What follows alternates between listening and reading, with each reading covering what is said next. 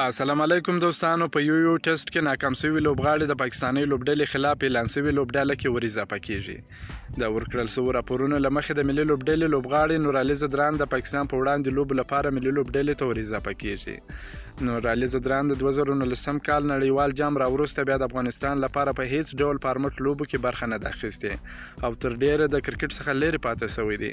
هغه د پاکستان پر وړاندې لوبو لپاره په وروستي دوه تمریناتي کمپونو کې چې په کابل کې وسول هم موجود نو. په هغه ډله کې چې له تمریناتي کمپونو وړاندې ترېنه د یو ازموینه واخیستل شوه ناکام شوی و.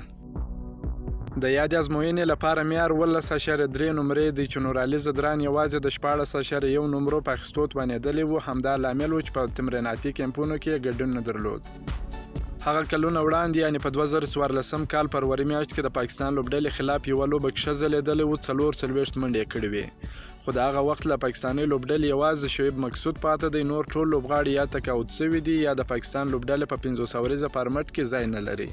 نورعلي زدران داسې مهال د ملي لوبډلې سکواډ ته ور اضافه کیږي چې د سرچینو په خبره د فټنس یا د پاس کېدو په صورت کې د ملي لوبډلې ته د حضرت الله عزازي راتګ هم یقیني ښکاري.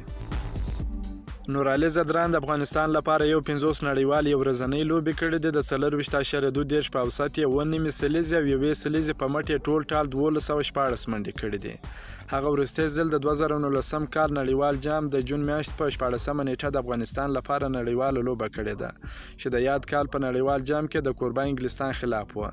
که مو دا ویډیو خوښه شوې ویډیو در سره لایک کړئ. که په دې چینل کې نوی یاست افغان خوشحال یوټیوب چینل هم در سره سبسکرایب کړئ.